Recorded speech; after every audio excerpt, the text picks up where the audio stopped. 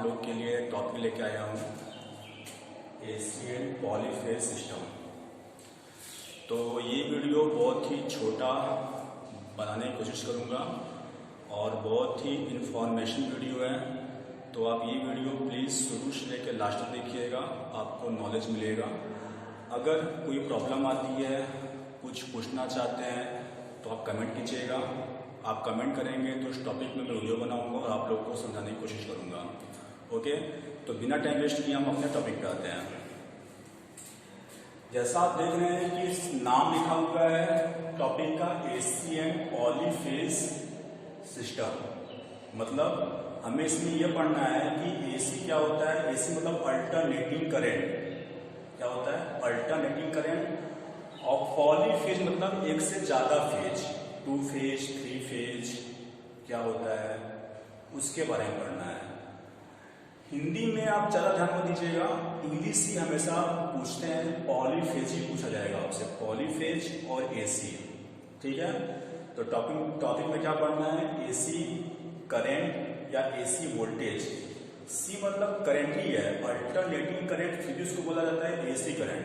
ठीक, या AC voltage क्या होता है, एसी करंट और डीसी करंट में क्या डिफरेंस है, और पॉलीफेज सिस्टम क्या होता है, मतलब स्टार और डेल्टा। इसमें जो मेन पढ़ना है वो स्टार और डेल्टा कनेक्शन क्या होता है, उसके बारे में हमें डीपली पढ़ना है। ठीक है, तो बिना टाइम वेस्ट किए स्टार्ट करते हैं। देखिए, सबसे पहले एसी और डीसी में डिफरेंस क्या है वो समझ लीजिए। एसी का फुल फॉर्म जो होता है वो होता है अल्टरनेटिंग करंट। डीसी का फुल फॉर्म होता है डायरेक्ट करंट। पहले फुल फॉर्म आपको पता होना चाहिए, दिष्ट धारा और प्रत्यावर्ती धारा। करेक्ट। अब होता क्या है, देखिए, अगर वेव फॉर्म की बात करें, अगर कोई भी वेव फॉर्म ऐसे बना है या ऐसे बना है या ऐसे बना है, यह है क्या? यह मान लीजिए एक्स एक्सिस है, ये प्लस वाई जानते हैं मैथ में, ये माइनस वाई। सेम यही x plus y minus y, x plus y और माइनस वाई। वेव फॉर्म को देख के हम पहचान सकते हैं कि एसी है डीसी है। अगर ऐसा वेव फॉर्म बना है, मतलब एक्स एक्सिस के ऊपर भी बना है और नीचे भी बना है। देखिए, ये पार्ट ऊपर फिर नीचे फिर ऊपर फिर नीचे, यानी पॉजिटिव भी बन रहा है और निगेटिव भी बन रहा है। तो ऐसे वेव फॉर्म को बोलते हैं एसी वेव फॉर्म है ये। अभी हम वेव रूप को देख के पहचान रहे हैं कि एसी कैसा होता है। ऐसा वेव जो एक्स एक्सिस के ऊपर ही बने नीचे बने, ऊपर मतलब पॉजिटिव बने निगेटिव बने, ऐसा वेव कहलाता है एसी वेव फॉर्म। ये कैसा है? एसी है, ये भी एसी, ये भी एसी है। इसका जो नाम है वो है साइनोसॉइडल वेव। क्या नाम है इसका? Sinusoidal wave. करेक्ट। सिंपल कोई भी वेव फॉर्म हो जो पॉजिटिव भी और निगेटिव भी हो। जिग जग ले लीजिए, ये स्क्वायर वेव फॉर्म है, इसको क्या बोलते हैं? Square wave form. इसको C T tooth wave form. क्या बोलते हैं इसको? T tooth. क्यों? क्योंकि देखने में दांत की तरफ दिखता है, तो इसको बोलते हैं C T tooth wave form. यहाँ भी ऊपर वेव फॉर्म, नीचे ऊपर नीचे ऊपर नीचे। तो ऐसे वेव फॉर्म होते हैं AC wave form. DC wave form कैसे होते हैं? देखिए, अगर बस ऊपर मिले, ये क्या है? डीसी। ऐसे मिले, ये भी डीसी है।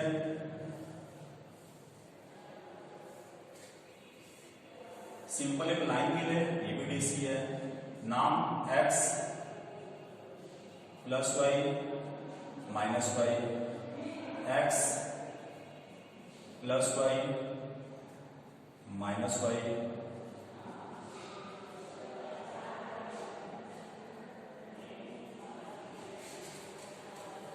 ये है वेव फॉर्म देख के पहचानने का मेथड कि डीसी का वेव फॉर्म कैसा होता है और एसी का वेव फॉर्म कैसा होता है। जैसा आप देख रहे हैं डीसी का वेव फॉर्म केवल एक ही तरफ मिल रहा है, पॉजिटिव, निगेटिव कोई वेव फॉर्म नहीं है। यहाँ भी पॉजिटिव पॉजिटिव केवल ऊपर मिल रहा है, यहाँ पे भी केवल ऊपर मिल रहा है, लगातार यहाँ पे गैप गैप मिल रहा है। क्लियर? यहाँ पे एक लाइन केवल मिल रहा है, वो भी केवल एक ही तरफ मिल रहा है। ऐसे वेव फॉर्म को बोलते हैं डीसी वेव फॉर्म। ये आप जो देख रहे हैं ये डीसी वेव फॉर्म में कैसे बनता है, रेक्टिफायर से बनता है, वो अगला टॉपिक होगा आपका। अगर केवल एक फिर एक गैप मिले इसको बोलते हैं half wave rectifier wave. Half wave, ये हाफ वेव रेक्टिफायर से बनता है, ये फुल वेव रेक्टिफायर से बनता है। दोनों डीसी हैं और ये भी डीसी है। तो क्या हुआ कॉन्सेप्ट कि ऐसा वेव फॉर्म जो एक्स एक्सिस, ये आपका एक्स एक्सिस है, उसके केवल एक तरफ मिले या पॉजिटिव या निगेटिव, वो होगा डीसी। या बोल रहा हूं या पॉजिटिव या निगेटिव, दोनों नहीं, अगर दोनों मिले पॉजिटिव निगेटिव दोनों मिले तो वो एसी होगा, केवल एक तरफ मिले तो डीसी होगा। अगर ऐसे बात करें तो बना देखिए, अगर ये बना दीजिए तो ये मैंने क्या किया है, एक्स के नीचे बनाया है, ऊपर बनाया नहीं है, ये भी डीसी है। करेक्ट? तो वेव फॉर्म देख के आप पहचान सकते हैं कि एसी वेव फॉर्म और डीसी वेव फॉर्म क्या होता है, एसी वेव फॉर्म और डीसी वेव फॉर्म। क्लियर? तो पहला तरीका क्या हुआ, एसी और डीसी में पहचानने का तरीका वेव को देख आपको पहचानना होगा। इसी तरह से आप कोई इलेक्ट्रिकल या इलेक्ट्रॉनिक्स इंस्ट्रूमेंट यूज करते हैं, जो यंत्र होता है उसमें यूज करते हैं, तो उसमें देखते हो कि हर इंस्ट्रूमेंट में छोटा सा ऐसे बना रहता है, गोला ऐसा बना रहेगा और ये साइन बना रहेगा, या ऐसे बना रहेगा और एक लाइन और डॉट डॉट डॉट डॉट ऐसे बना रहेगा। अगर किसी इंस्ट्रूमेंट में ऐसे बना हुआ है तो मतलब वो एसी वोल्टेज को या एसी करंट को मेजर करेगा। क्लियर? ये एसी को दिखाता है, वो एसी इंस्ट्रूमेंट है। अगर ऐसे बना हुआ है, केवल एक लाइन बना हुआ है या डॉट डॉट बना हुआ है, तो ऐसे इंस्ट्रूमेंट को बोलते हैं डीसी इंस्ट्रूमेंट। वो केवल डीसी करंट या डीसी वोल्टेज का ही मेजरमेंट करेगा। तो आप इंस्ट्रूमेंट को देख के बिना उसको यूज किया बता सकते हैं कि वो एसी है या डीसी है। अगर उस पर ऐसा सिंबल बना है तो एसी इंस्ट्रूमेंट है, ऐसा सिंबल बना है तो वो डीसी इंस्ट्रूमेंट है। आप लोग को मैं दिखाऊंगा मल्टीमीटर जो है सामने ला के दिखाऊंगा, उस पर रहता है एसी का भी और डीसी का भी सिंबल रहता है। तो प्रैक्टिकल का जब बनाऊंगा वीडियो तो प्रैक्टिकल में आपको दिखाऊंगा कि एसी सिंबल कहाँ बना है और डीसी कहाँ बना हुआ है, आपके सामने मल्टीमीटर ला गया। ठीक है? तो ये देखने का हो गया तरीका। तो पहला अंतर क्या हुआ, वेव फॉर्म को देख के आप बता सकते हैं कि वो एसी वेव फॉर्म है या डीसी वेव फॉर्म है। क्लियर? दूसरा, एसी में हमेशा फ्रीक्वेंसी होती है, वो याद रखिएगा। अगर एसी करंट हो या एसी वोल्टेज हो, क्या बोल रहा हूं, अगर एसी करंट हो या एसी वोल्टेज हो उसमें फ्रीक्वेंसी होती है। और डीसी में डीसी करंट हो या डीसी वोल्टेज हो तो उसमें फ्रीक्वेंसी नहीं होती है, फ्रीक्वेंसी 0 होती है इसमें डीसी में। तो यहाँ सेकंड पॉइंट क्या हो गया, इसका जो फ्रीक्वेंसी होगा एफ से शो करते हैं वो कितना होगा, 0 होगा। और इसमें जो फ्रीक्वेंसी होती है वो इंडिया में होती है 50 हर्ट्ज। ये होता है लिखने का तरीका, 50 हर्ट्ज इंडिया में ये फ्रीक्वेंसी फिक्स है। आप चाहे जहां भी इंडिया में हैं, इंडिया की बात कर रहा हूं, तो उसमें क्या होगा 50 हर्ट्ज ही होगा। और फ्रीक्वेंसी क्या होती है, देखिए फ्रीक्वेंसी, टाइम पीरियड, एम्पलीट्यूड, जो आप सुन रहे हैं terms, frequency, time period, amplitude, cycle, ये क्या होती है, ये भी नेक्स्ट टॉपिक है। इसके बाद ही टॉपिक है वो क्या होती है, वो भी आपको मैं समझाऊंगा क्या होती है। और फ्रीक्वेंसी होना और न होना क्या अंतर डालता है। जो इंडिया में फ्रीक्वेंसी वो 50 हर्ट्ज है, अगर फ्रीक्वेंसी को चेंज कर दिया जाए तो क्या होगा, अगर फ्रीक्वेंसी को चेंज कर दिया जाए तो जो हमारा पावर स्टेशन है, पावर जनरेशन जहाँ पे पावर पैदा होता है, मतलब सप्लाई जहाँ बनती है, वहां से लेके फिर ट्रांसमिशन होते हुए डिस्ट्रीब्यूशन तक 3 फेज होता है, power generation, power transmission, power distribution, फिर कंज्यूमर। यह चैप्टर है पावर का पूरा लेखा जोखा।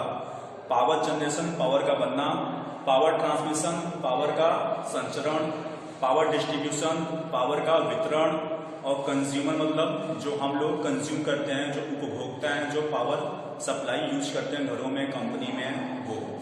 तो अगर फ्रीक्वेंसी चेंज कर दिया जाए, मान लीजिए 50 से 60, 70 कुछ कर दिया जाए, तो पूरा सिस्टम को चेंज करना होगा।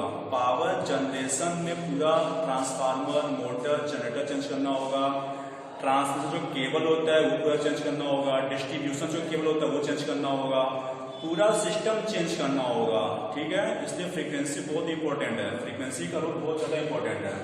तो इंडिया में हो गया 50 हर्ट्ज, और डीसी में क्या होता है, फ्रीक्वेंसी 0 होती है। फ्रीक्वेंसी का मात्रक क्या होता है, हर्ट्ज होता है, इसका मात्रक 0 तो कुछ मात्रक नहीं होगा। अब जो हम नेक्स्ट वीडियो में डिस्कस करेंगे वो टॉपिक है फ्रीक्वेंसी साइकिल। 1 साइकिल क्या होता है, एम्पलीट्यूड, टाइम पीरियड, ये हो गया एसी का पार्ट। अब पॉलीफेज का टॉपिक है स्टार कनेक्शन और डेल्टा कनेक्शन क्या होता है, बहुत ही मोस्ट इंपॉर्टेंट टॉपिक है। स्टार कनेक्शन और डेल्टा कनेक्शन ये आपके आईटीआई के पेपर में, और आईटीआई के बाद जो भी आप फॉर्म डालते हैं गवर्नमेंट जॉब के लिए, उसमें ये टॉपिक स्टार और डेल्टा कनेक्शन क्या होता है बहुत ही बार पूछा गया है। तो आप ये टॉपिक मिस मत कीजिए। इसके आगे हम टॉपिक नेक्स्ट वीडियो में डिस्कस करेंगे। अगर आपको जो भी टॉपिक पढ़ना है तो प्लीज कमेंट कीजिए, मैं उस टॉपिक पे वीडियो बनाऊंगा और आपको अच्छे से समझाने की कोशिश करूंगा। Okay, thank you for watching.